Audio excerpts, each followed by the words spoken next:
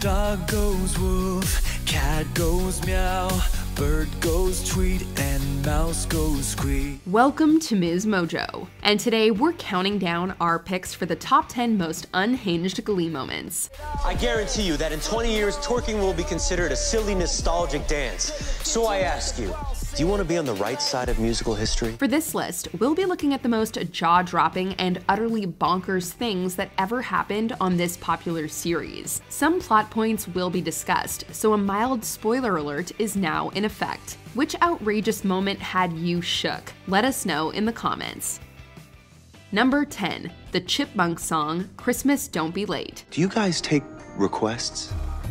Because I just thought of something. Have you ever spent the holidays sucking helium out of balloons? We haven't, but Rachel, Santana, and Kurt have.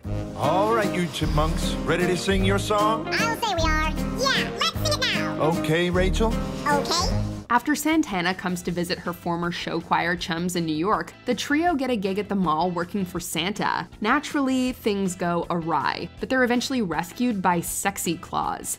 Cody Tolentino, but you just call me Sexy Claus. The three let this strange man, Cody, come to their place, which is where things get really weird. He convinces them to inhale some helium and prance around singing as though they're famed chipmunks Alvin, Theodore, and Simon. Christmas, Christmas time is near. Time for toys and time for cheer. Cody's a complete and utter creep, and honestly, this is one horrifying crossover we did not need. There weren't any more Christmas-themed episodes after this, and it's not hard to see why. We can hardly stand the wait. Please, Christmas, don't be late. Number 9. Sue performs super bass. When most of us have a disagreement that needs to be settled, we talk it out. That's not how things work in the world of Glee.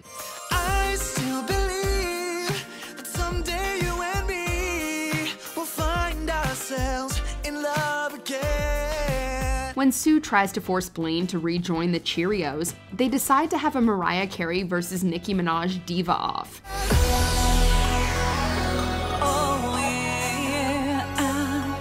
The former dons Minaj's signature wig, a pink ensemble, and attempts to channel the rapper's prima donna energy. He got stacks on deck like he's saving up. And he ill, he real, he might get a deal. He pop bottles and he got the right kind of bill. He cold, he dope, he might be broke. She even gets an assist from a group of cheerleaders. In one sense, we understand, but also really don't. I said, excuse me, you're a hell of a guy. I mean, my, you're like Pelican Fly. I mean, you're so shy and I'm loving your tie. You're like slicker than the guy with the thing on his eye. This isn't the first time actress Jane Lynch sang on the show, but it's the most mind-boggling. The strangest moment may be when Sue rides in on a bike before pink feathers fall down from the ceiling. Don't you know that I still believe that someday you and me.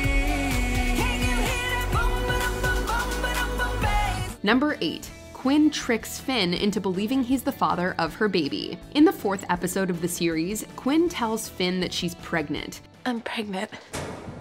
While this isn't too unusual of a plotline, the details are completely wild. She convinces Finn that he made her a mom-to-be while they were in a jacuzzi. What? Yes, you. Who else would it be? But we never... Last month.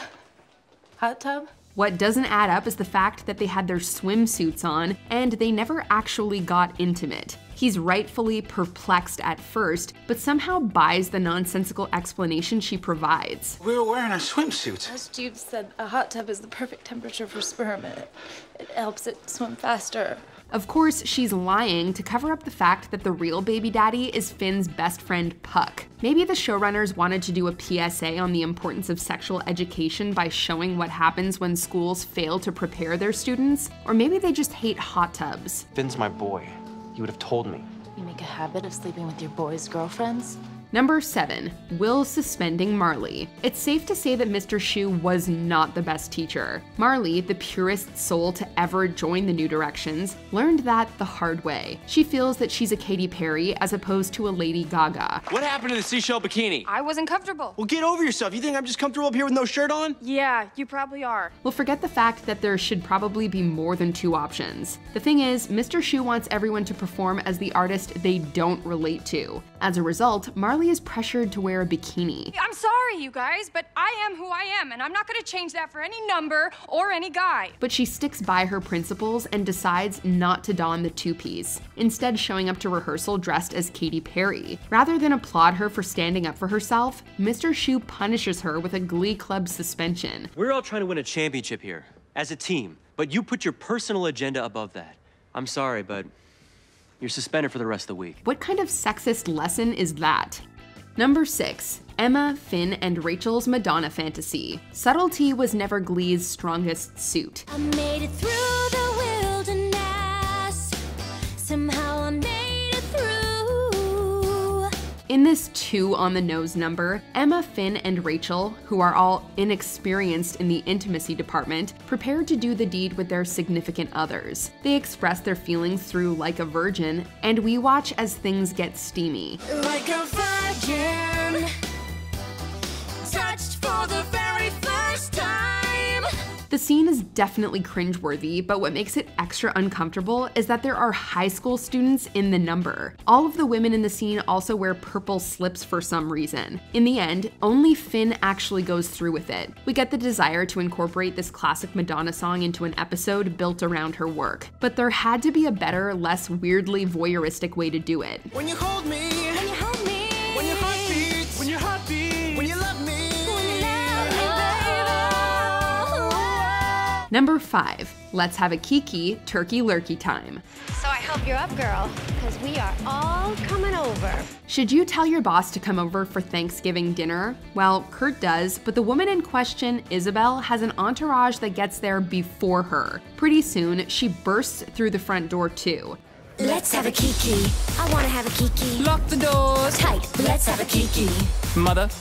I'm gonna let you have it. She kicks off the fabulous Let's Have a Kiki and everyone joins in. At this point, it looks like maybe there's potential for something decent. But then Rachel interrupts with turkey lurkey time. We are gonna serve And work. and turn. Honey, it's turkey lurkey time. Tom Turkey ran away, but he just came home.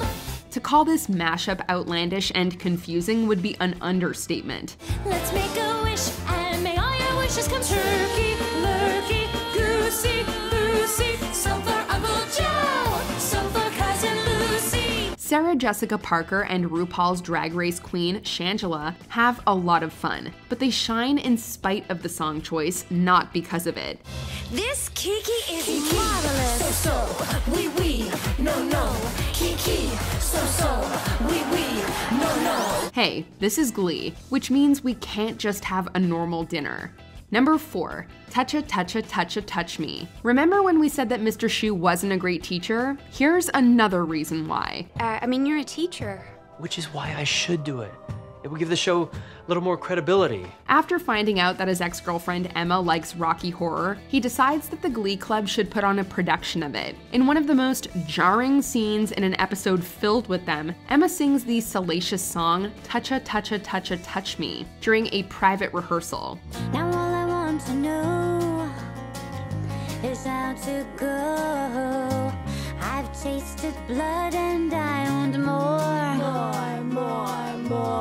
She doesn't just serenade Will, she full-on seduces him, and it's uncomfortable. Touch me. I wanna be dirty. Ripping open your coworker's shirt, even if they are your ex, and even if you're acting, is never appropriate at work, especially if you're a school employee. You never know when students could be watching. Creature of the night. Creature of the night. Creature of the night. Number 3, Terri medicates the students. Terri, Mr. Shu's first wife, was the dictionary definition of the word unhinged. I would pop 2 of these blue meanies every morning, and then I would be a firecracker for the rest of the day. When she suspects that Mr. Shu is cheating on her, she gets a job at his school as the nurse, even though she's completely unqualified. She then starts providing pseudoephedrine to the members of the New Directions, who take pills prior to performing. Are they safe? They're over the counter. They stock them next to the candy bars. Sweetie, I'm the school nurse. I know what I'm doing. Thankfully, none of the students are hurt. But what kind of completely irresponsible move is that? She's also pretending to be pregnant at this point, so maybe we shouldn't be surprised that she's making poor choices. Has your soul been taken over by caffeinated space aliens? No, just visited the school. Nurse got this great vitamin. I feel fantastic. I can't wait to do the number. Let's do the number, and then afterwards we can build a house for Habitat for Humanity. While we're at it though, we'd also like to have a word with Principal Figgins about his hiring practices. Sure, the boys versus girls medleys were entertaining, but at what cost? Just when I thought I said all I can say, my chick on the side said she got one on the way. Number 2, blurred lines. As shocking as Sue could be, sometimes she was the only voice of reason. Sue Sylvester wants to draw a line in the sand? Well, we're gonna blur it and blow this debate wide open. Here, she decides that twerking should be prohibited at McKinley High. Rather than take the L and change his assignment for the week, Mr. Shu leads the entire Glee Club in twerking to blurred lines all around the school. If you can't hear what I'm trying to say, girl, come here. If you can't breathe from the same page. Has he no shame whatsoever? Does he not understand what the song is about or realize that he's, you know, supposed to be a teacher? That's why I'm gonna take a good girl. I know you want it. I know you want it. I know you want it. This isn't the first time Mr. Shu has performed a questionable song. Remember when he rapped the thong song to Emma? She had dumps like a truck, thighs like what, baby move your butt, I think I'm singing again. His inability to understand what's appropriate is really one of the most confounding parts of the show. You're a good girl. The way you grab me, must wanna get nasty. Go ahead, get at me. Before we unveil our top pick, here are a few dishonorable mentions. Mercedes Tater Tots mission. She deserved better than to have an entire storyline about tots.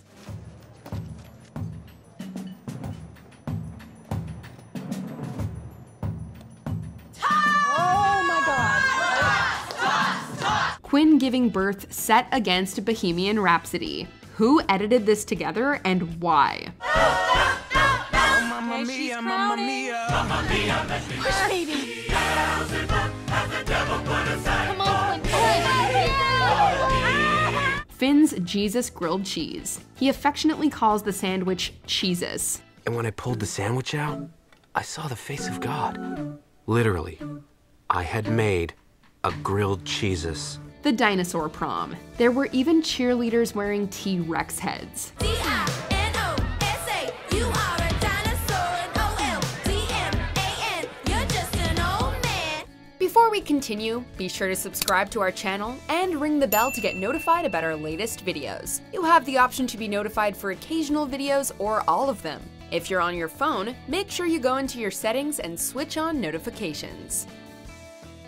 Number 1. The Fox, What Does the Fox Say? The episode where Blaine has a hallucination of his pals as puppets because of a gas leak. Ooh, you're making me live.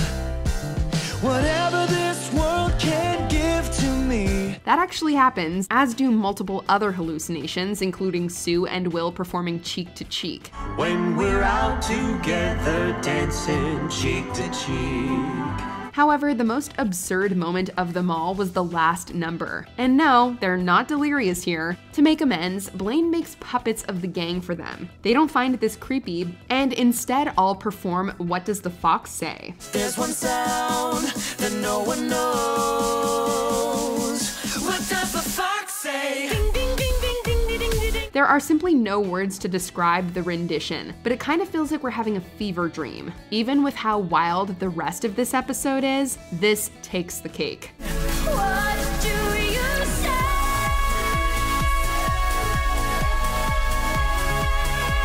Do you agree with our picks? Check out this other recent clip from MsMojo and be sure to subscribe and ring the bell to be notified about our latest videos.